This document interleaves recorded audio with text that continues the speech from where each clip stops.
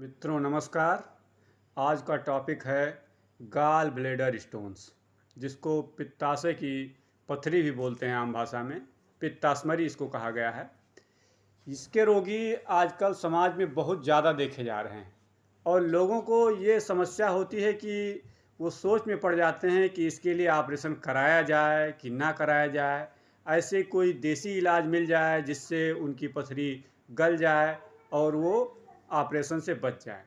Operation से बहुत से लोग बचना चाहते हैं, तो इसमें आयुर्वेद की जिम्मेदारी काफ़ी बढ़ जाती है कि ऐसी आयुर्वेदिक दवाएं हों जिसके कारण उनको ऑपरेशन से बचाया जा सके। तो उसके बारे में हम आज चर्चा करेंगे, गाल ब्लेडर स्टोन्स।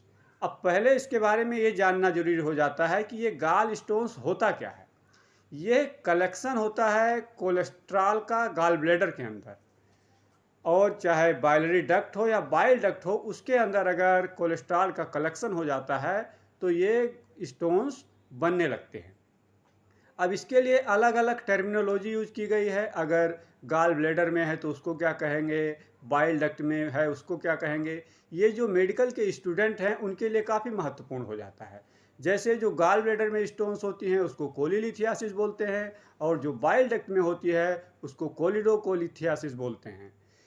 अब अगला क्वेश्चन उठता है कि गाल ब्लैडर प्रोड्यूस्ड कैसे कैसे होती हैं। गाल ब्लैडर के स्टोन जो होते हैं वो कैसे प्रोड्यूस होते हैं। एक कोलेस्ट्रॉल होता है और दूसरा बाइल होता है। अब हम कोलेस्ट्रॉल को आयुर्वेद में कफ से कोरिलेट करते हैं और बाइल को पित्त से रिलेट करते हैं। इसीलिए ये जो कफ का स्नेह गुण होता है और पित्त होता है वो इकट्ठा होकर के गाल ब्लैडर स्टोन के रूप में बन जाते हैं। अब इसमें लाइन ऑफ ट्रीटमेंट के लिए ये जानना महत्वपूर्ण है कि ऐसी औषधियाँ हम प्रयोग करें जो स्नेहहर हो, रूक्षण हो, दीपन करने वाली हो और गुल्म को जो दूर करने का स्वभाव हो, ऐसी औषधियों का प्रयोग करना चाहिए।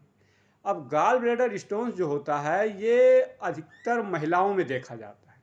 मॉडर्न मेडिसिन में इसके लिए 4 प्रकार के फैटी, फोर्टी, फर्टाइल और फीमेल 4F बनाए गए हैं। फैटी मतलब अगर फैटी वुमेन है तो उसमें चांसेस बढ़ जाते हैं। अगर 40 के करीब है, उम्र उनकी 40 के आसपास है, तो उसमें होती है। फर्टाइल पीरियड में होता है और फीमेल्स में होता है। अब इसको हम इस प्रकार एक्सप्लेन करेंगे कि फीमेल्स में इसलिए होता है क्योंकि जो हार्मोन होता है एस्ट्रोजन वो उनमें अधिक पाया जाता है और इसके कारण गाल ब्लैडर स्टोन्स बनने के चांसेस महिलाओं में ज़्यादा होते हैं। फर्टाइल पीरियड में ये हार्मोन अधिक होता है और 40 के एज के आसपास इसका जो कंसंट्रेशन देखा गया है वो बहुत ज़्यादा होता है। इसीलिए गाल ब्लैडर स्टोन्स बनने के चांसेस बहुत ज़्यादा होते हैं। अगर हमारे खाने में फैट की मात्रा ज़्यादा है तो गाल ब्लैडर स्टोन्स बनने के चांसेस बहुत ही अधिक बढ़ जाते हैं। उसमें से ओबेसिटी भी एक कारण माना गया है। मित्रों, हम अगली स्लाइड पे चलते हैं। इसके सिम्टम्स के बारे में जानेंगे। पहला इसमें मिलेगा जो देखते हैं कि ऑब्स्ट्रक्टिव जॉन्डिस मिलेगी, क्योंकि ऑब्स्ट्रक्शन हो रखा होता है। पेन होगा, नाजिया होगी, वोमिटिंग होगा, और जो सबसे महत्वपूर्ण बात है वो है स्टीडी लो ग्रेड पेन। मतलब जो पेन होगा वो लो ग्रेड का होगा और कहाँ पे होगा, राइट हाइपोकॉन्ड्रियम में होगा। जो मेडिकल के विद्यार्थी हैं वो इसके बारे में जानते हैं कि राइट हाइपोकॉन्ड्रियम क्या है। ये सब जो क्वाड्रेंट है इसके बारे में उनको अच्छी जानकारी होती है, उसको समझना चाहिए। अगर बाइलरी कोलिक हो रहा है, कहाँ पे हो रहा है, राइट साइड में हो रहा है और रिब्स के ठीक नीचे हो रहा है, अंडर द रिब्स हो रहा है, तो वो कार्डिनल फीचर मानना चाहिए कि बाइलरी कोलिक या उसमें स्टोन है। अब पेन कितनी देर रहता है, ये पेन 30 मिनट से लेकर के लगभग 10-12 घंटा तक रह सकता है। अब हम इसके डायग्नोस करने के लिए क्या क्या जांच करा सकते हैं। इसके लिए CBC कराएंगे। CBC में हम देखेंगे कि WBC जो है वो काफ़ी बढ़ा हुआ है। अल्ट्रासाउंड, इसमें लगभग 90 से 95% एक्यूरेसी डायग्नोसिस में देखी गई है। अब अगला पॉइंट आता है कि इसको मैनेज कैसे करेंगे। भाई अगर गाल ब्लैडर स्टोन्स हो गया है तो आजकल देखा गया है कि लेप्रोस्कोपिक रिमूवल जो है वो अधिकतर किया जाता है। लेकिन जो हमारे पास मरीज आता है वो कहता नहीं डॉक्टर साहब हमको ऑपरेशन नहीं कराना है, हमको दवा से ठीक करो। तो उसमें हमारी जिम्मेदारी हो जाती है कि उसको हम अच्छे प्रकार से समझाएं कि ये दवाएं कितने समय तक चलेंगी।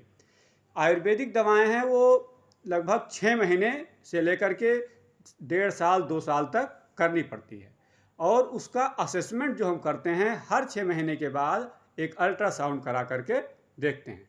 अगली स्लाइड की तरफ चलते हैं हम लोग। ट्रीटमेंट में अब आयुर्वेद में क्या क्या इसके लिए दवाएं बताई गई हैं। सबसे महत्वपूर्ण औषधि है अपामार्ग चूर्ण। अपामार्ग चूर्ण का प्रयोग 5 ग्राम की मात्रा में सुबह शाम कुल्थी के काढ़े के साथ देना चाहिए। इससे बहुत ही अच्छा रिजल्ट मिलता है। त्रिकटु चूर्ण 5 ग्राम की मात्रा में सुबह शाम मट्ठे के साथ देना चाहिए, बटर मिल्क के साथ देना चाहिए। वरण आदि कषाय, ये बहुत ही महत्वपूर्ण औषधि है। ये कोलेस्ट्रॉल के लेवल को भी कम करती है। इसको 30 ml की मात्रा में सुबह शाम मरीज को देना चाहिए। पिप्पली चूर्ण का प्रयोग 3 ग्राम की मात्रा में सुबह शाम करना चाहिए। षडधरण गुटिका 2-2 गोली सुबह शाम लेना चाहिए। और जो हमारा आहार है उसमें फैट नहीं होना चाहिए, अर्थात जो डाइट है हमारी वो फैट फ्री होनी चाहिए। और अगर स्टोन्स बाइल डक्ट में हैं तो उसको सर्जिकली रिमूव्ड करना चाहिए। उसमें कोई औषधि का प्रयोग करने के लिए चांस नहीं लेना चाहिए। धन्यवाद।